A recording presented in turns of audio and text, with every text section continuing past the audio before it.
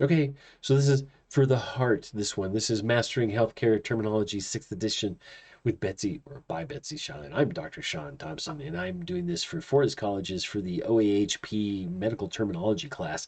This is chapter 10. This is going to be part, I think, 5 of the class of our 6-week terminology class, OAHP 105. So cardiovascular system. Cardio means heart, and vascular means vessels. So we're going to talk about this one. Really interesting one. There's a lot to know about this one, and there's a lot of cool history with it as well. We only got 47 slides, so we're just going to jump right in. Lesson 10.1, Anatomy and Physiology of the Cardiovascular System. Recognize and use terms related to anatomy and physiology of the cardiovascular system. Easy, right? So functions. What is the function of the cardiovascular system?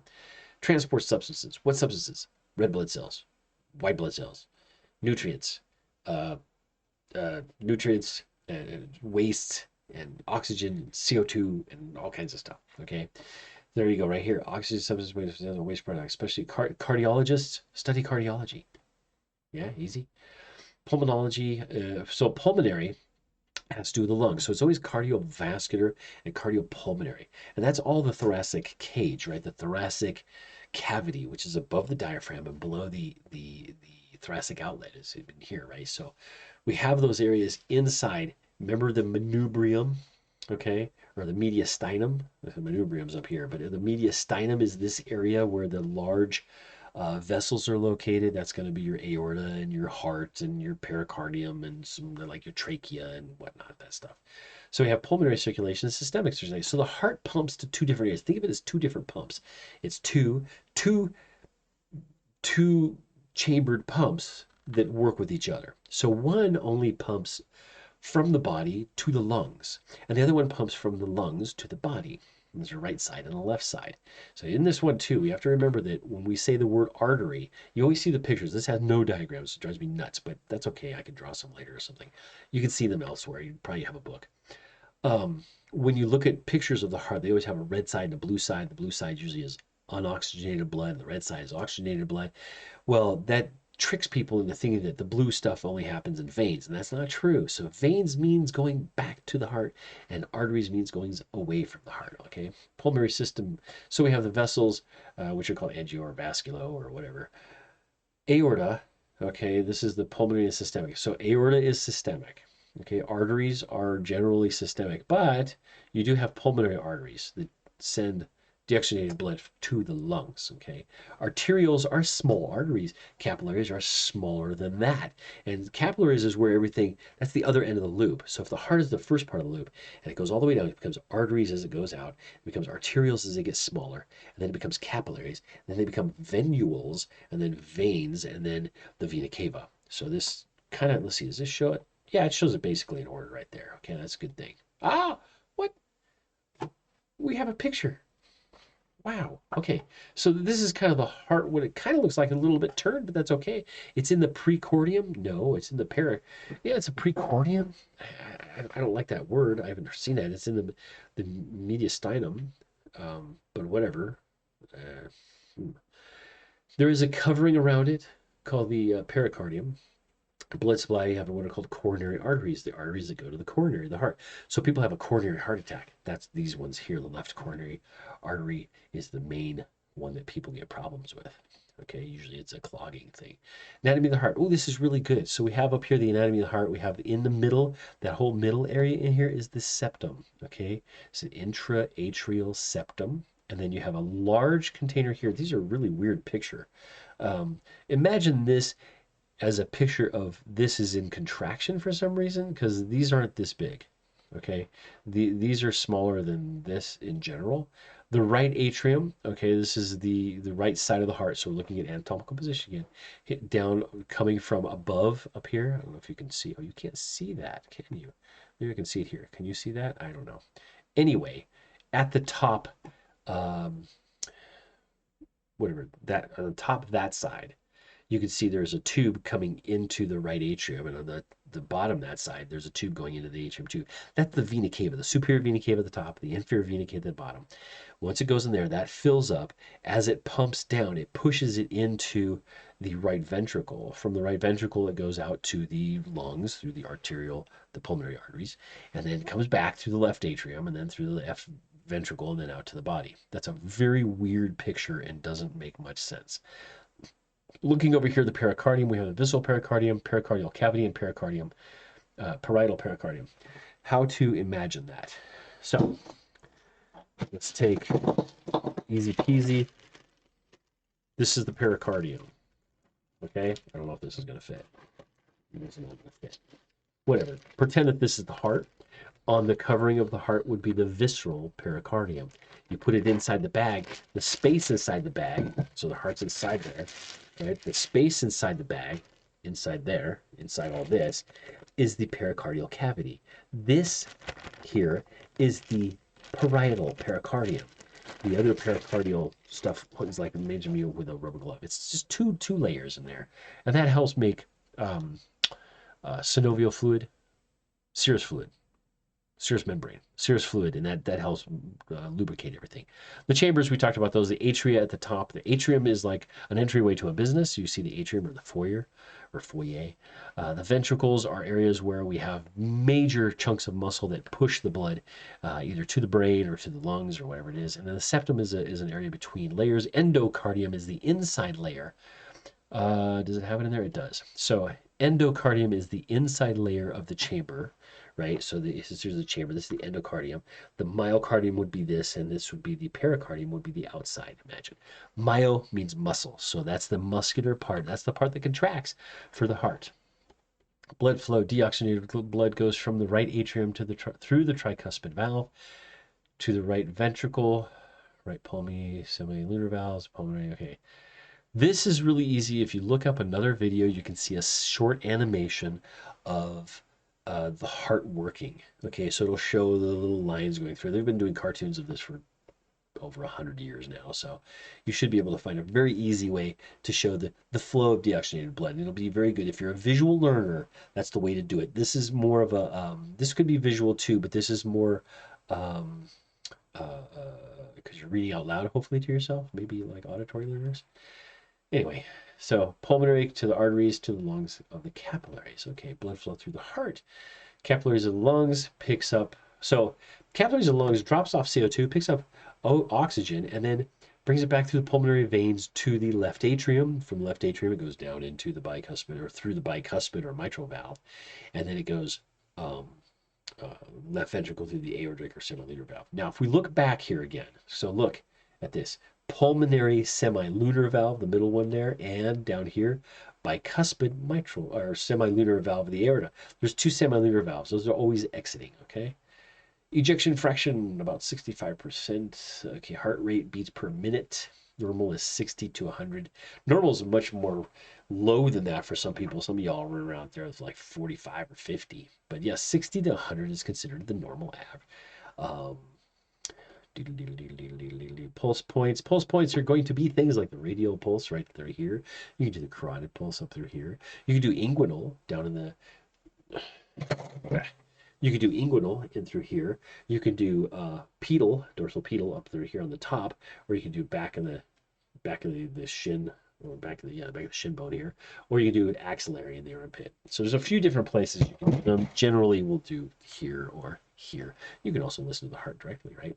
Using a sphygmomanometer. So get to learn how to use one of these. I was recently having an MRI of my brain and sinuses, just see what's up there, you know, and in the process I got sick with the contrast, and they brought in the tech left and brought back the radiologist, who was a doctor and a medical doctor, and they said, well, why don't we check his blood pressure? So they brought the blood pressure cuff out, and neither of them knew how to take blood pressure, which you're like, oh, how could that happen? If you don't do it all the time, you gotta practice. You gotta practice just so it's easy to do. You know, it becomes a thing that you just keep doing. So get yourself a sphygmomanometer or a blood pressure cuff and a little stethoscope. They're like $30 for the whole set or something like that. Just get one, practice on all your friends. Yeah, you can get the little cool one that you put the batteries in and go bzzz and then does that, but those are never as accurate, and they're always accepted as accurate, but they're just, I don't know, just missing something. There's also a good tradition of understanding. You'll really feel what's going on there. Electrical pathways of the heart. So the heart has electricity, right? So we have as we come down from the top of the heart, we have the sinoatrial node above the atrium. And then we have the AV node, which is the little node of nerve tissue between the ventricles and the atria. And then we have the bundle of his, right? The AV bundle, which is a bunch of nerves that come down, and then they go into what's called Purkinje fibers, and those are part of the heart muscle that pulls on those valves. Okay, so the SA node is considered the pacemaker of the heart. Recognize, now you use an EKG or an ECG. We talked about that before in the previous versions, I think, of this. So ECG is electrocardiogram, and cardio was with a C. And EKG is electrocardiogram from Germany or Australia, Hungary, or whatever they're called back in the day. And that's where they had that because it was spelled with a K, cardio with a K. Recognize and use terms. I have a nice cup of tea while I'm doing this with you guys. Get through there. Okay, Brady versus tachy. Okay, tachycardia, fast heartbeat. Bradycardia, slow heartbeat. Cardiodynia, heart pain. Okay, atypical or ischemic. Ischemic is like a heart. Imagine like a cramp. You don't have blood go to a muscle, you get a cramp. Same thing. That's called angina.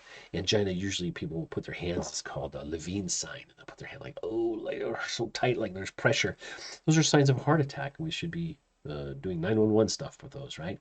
Cardiomegaly is a big heart. Oh, he has such a big heart. When the heart doesn't work very well, it does grow, okay, because it's moving too much fluid or something like that. There's different reasons. Cyanosis is being blue.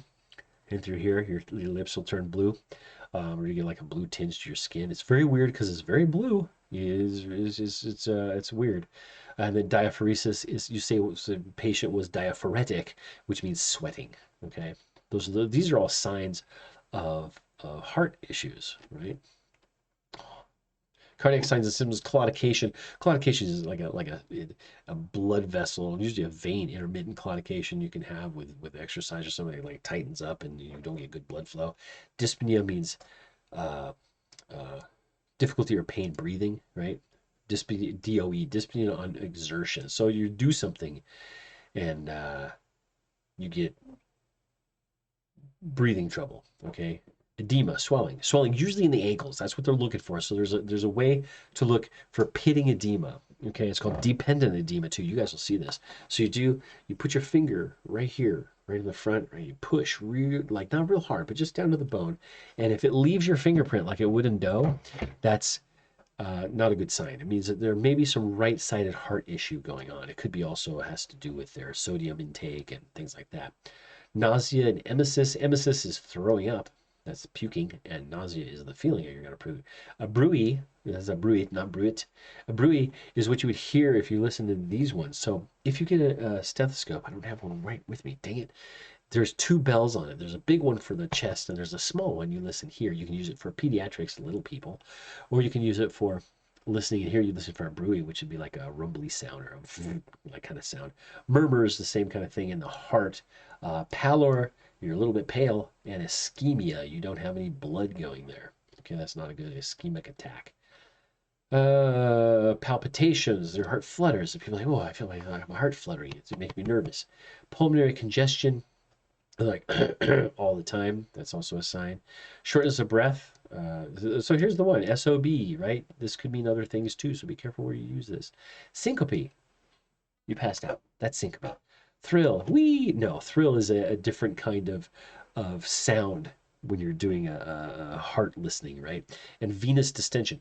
As you lean back, these veins through here should not like distend until you lean pretty far back. Okay, that's called jugular venous distension. It's a sign of other heart issues. Terms related to congenital disorders, coarctation of the aorta. Ooh, that's not good. There's a place where it's closed down. Patent ductus arteriosus, that's a baby thing, usually. Congenital, you're born with it, right? Septal defect, the septum doesn't work. There's atrial or ventricle septal defect. Those usually sometimes they'll close by their own, and sometimes they have to do surgery. Okay, tetralogy of Fallot is actually 4 of those put together. Terms related to vascular heart, aortic stenosis. As your aortic becomes decreased in size. Mitral stenosis.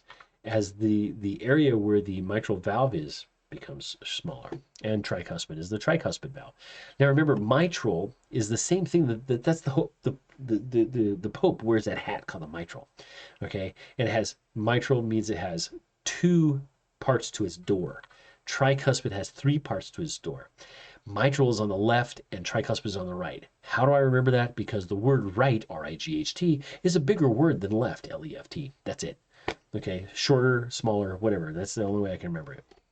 Or I used to remember it, now I just remember it. So terms for mitral regurgitation. So if one of those doors in the mitral like are doing this and one just flops like this, it goes like something's broken perhaps, you'll get like, it'll go and then it'll regurgitate back for itself. Mitral valve prolapse is when it goes like this or like this. It should be this way, right? Blood's going this way and out, this way and out. Then it goes, flops back. Valvulitis is inflammation of the valves that can happen with rheumatic fever. Dysrhythmia or arrhythmia.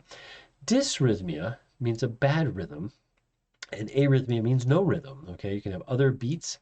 So this is like a drum. You know, you should have lub dub, but if you're having atrial beats, you're la lub dub, or la dub dub, something like that. Okay, fibrillation is, it's kind of like fibrillating, right? It's a non-productive heart rhythm. Okay, atrial fibrillation happens. It's paroxysmal, comes and goes, usually with stress. So do your stress stuff and be relaxed, man.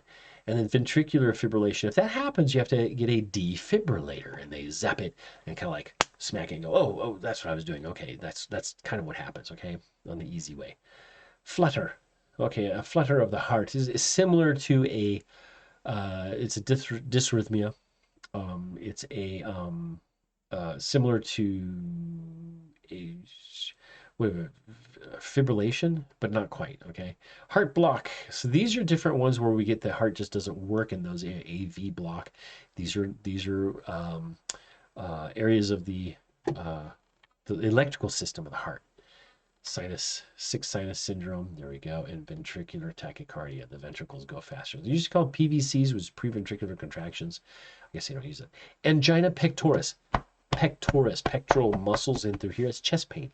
Coronary artery disease, those are around the heart. Myocardial infarction, that has to do with the blockage of the myocardial vessels. Okay.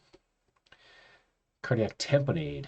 That's when things are pushed back and it won't allow anything to come back into it.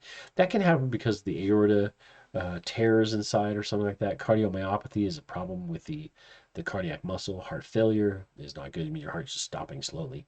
Endocarditis and pericarditis. Those can happen because of usually bacterial things like rheumatoid arthritis and stuff like that. It could cause endocarditis and pericarditis. Okay, terms related. Oh man, look how many things can go wrong with your heart, man. Arterial sclerosis or atherosclerosis is the buildup of plaques underneath the internal layers of the vessels, and that causes them to get narrower and narrower. Now that can break apart and become an embolism, and you can die from those, or an aneurysm, which is an opening up, okay, a thinning of the vessel wall, and it kind of makes a little bubble, and it can pop. Okay, esophageal varices, so esophagus. That's varices are varicose veins. Happens because people have drank too much and they've thrown up a lot, or they have a lot of irritation in the liver. The liver is kind of swollen or hardened, and it'll back up through the system into those areas and cause varicose veins in the esophagus. Not a good thing.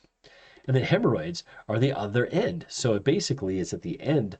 Hemorrhoids also can do with the liver too. So there's liver backup or liver issues that can cause hemorrhoids, also from straining too. When you're going into number 2, okay, so we don't want to be doing that. And to get rid of those, you just have to have a good fiber and a good liver and clean things up.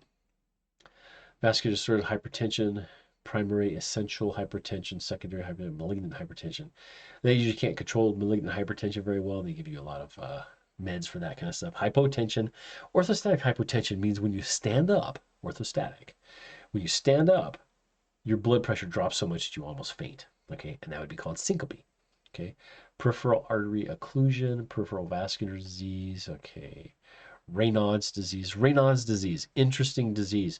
It'll affect certain fingers on people, and it'll just turn First it'll turn bluish and cold, and then it'll turn red and hot. It's a weird arteritis kind of thing. So it's an inflammatory issue with the arteries. It's very, very weird. I don't know if we know the cause of them. I think so. Maybe idiopathic. Thrombophlebitis. Okay, same kind of thing. Superficial thrombophlebitis.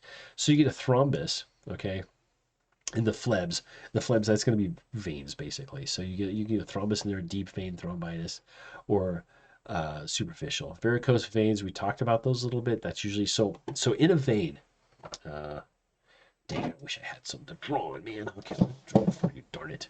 So I want to draw this real quick. So in the veins, we have these little valves. And what happens is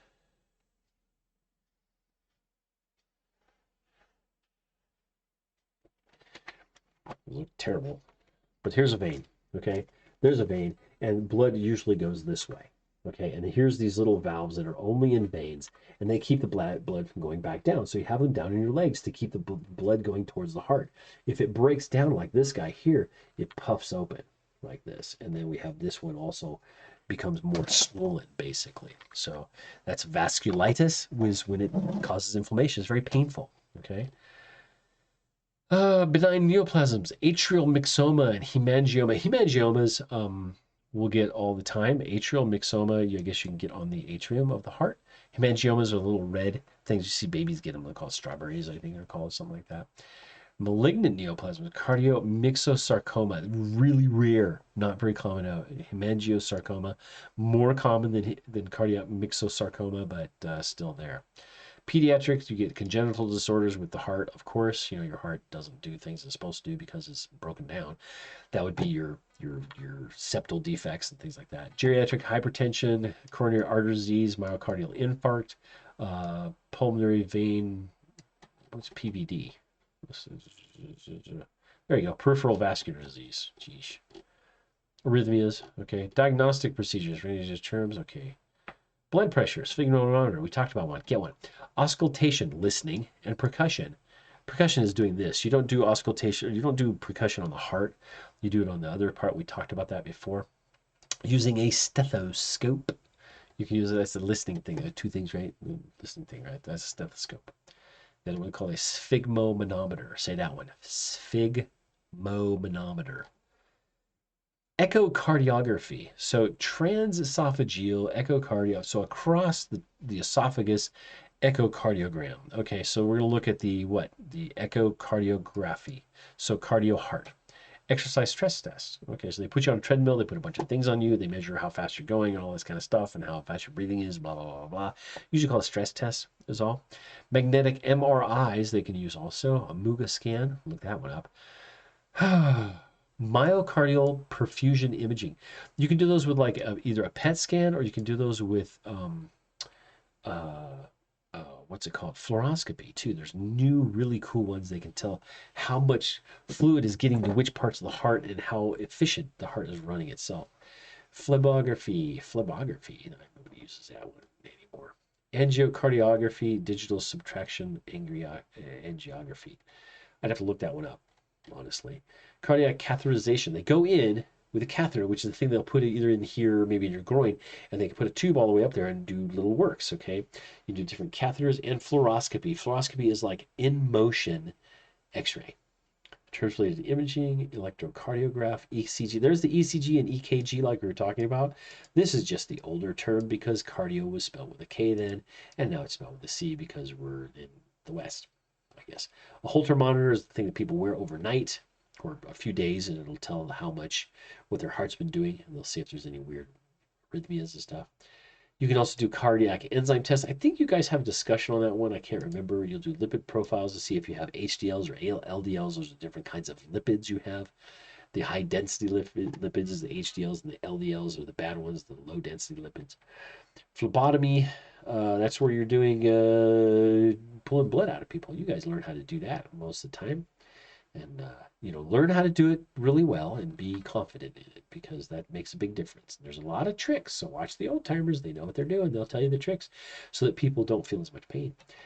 Atherectomy, laser angioplasty. So they'll take out some part, right? Commissurotomy. Know what that is. Okay, carotid endarterectomy. Woo boy. So they go to the carotid arteries and they do some kind of take the insides of it out. Oh, thromboectomy. Okay, thromboendarterectomy. Endarterectomy. So thromboendarterectomy. Thromboendarterectomy.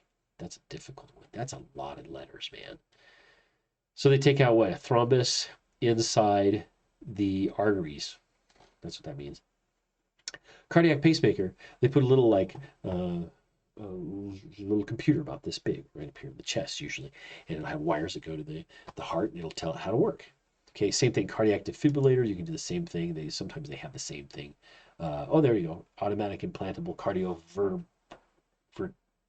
verter defibrillator. Jiminy crickets.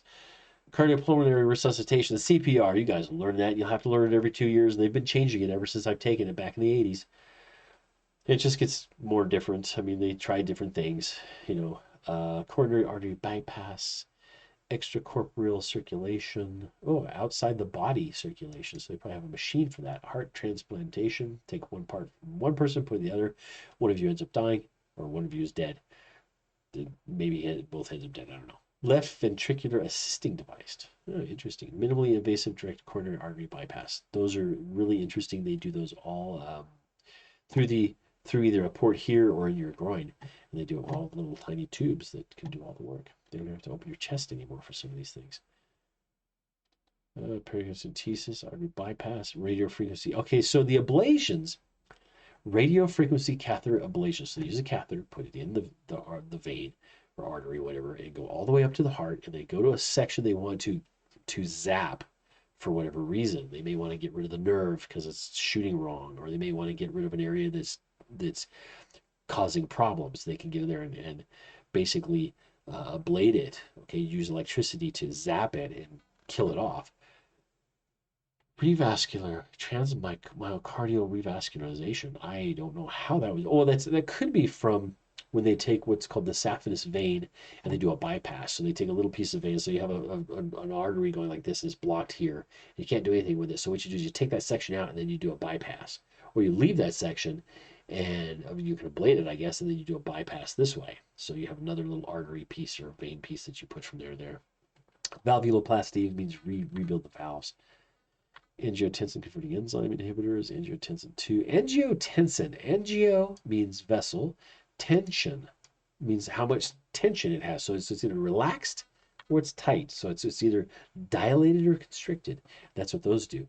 Antiarrhythmic drugs, those ones will change your arrhythmias. Okay. Anticoagulants will stop coagulation. And anti-hyperlipidemics. Okay, so those will help you with your lipid problems. Probably like Lipitor and things like those. Beta blockers, calcium channel blockers, and diuretics. Diuretics make you pee. So it'd be like a lot of vitamin C would do that. Okay, nitrates, antiaginals. So usually use nitroglycerin. Yeah, the stuff that you shake and blows up, right? They would use that because it's a vasodilator. When it vasodilates, you put it underneath your tongue, or you can use it in the veins, or you could put it in the skin. But you can use it underneath your tongue, and these little pills. You always see all the old movies, the old mean guy would start having a heart attack. Oh, and you reach the desk drawer and pull out these little pills, and then you fall down and you feel better. Okay, that was kind of the thing for angina, right? And thrombolytics, things that change the way that your blood clots. Or stop. That actually, a thrombolytic would take a thrombus and lytic, so lyse it, so tear it apart. Okay, so you take those. When people have deep vein thrombosis, they may take a thrombolytic, but usually you just take aspirin, and they kind of keep an eyeball on it. So anyway, this is Dr. Sean over at Fortis. So this is medical terminology again, right, guys? And we did a fast one this time, I think only at 29 minutes. Yay, us. This was Mastering Healthcare Terminology 6, Chapter 10, Cardiovascular. It was good. I know it was fast. I think I have some other videos on there, but look up other videos on this stuff. Go through this, listen to it quick. If you need to listen to it faster, like you want to do it in like 17 or 20 minutes, like maybe 20 minutes, go down to this corner, like somewhere right down here. There's a little gear, and click on that gear, and then it'll say like playback speed will be normal 1.25, 1.5. I talk fast anyway, so maybe 1.25 might be fast. Try to 2.0, and you probably won't get any of it. But anyway, this is Dr. Sean. You guys have a good one. I'm going to find out where I am here, and we're going to do the next part. So 1, 2, 3, 4, 5. This was part 5. We'll do part 6 in a bit. Talk to you guys later. You guys take care. Do your homework. Have fun with it, right? Enjoy it. I mean, it's easy if you enjoy it. So try to make a way of making fun of it. Put some jokes in there or something like that when you do discussion boards, as long as they're related to the stuff and not too crazy. That'd be really cool to see too. And I like hearing from you guys. So if you're having problems, email me on the Canvas portal. You know the email is the sthompson3 at whatever it is, Fortis College, something edu. Talk to you guys later. Bye.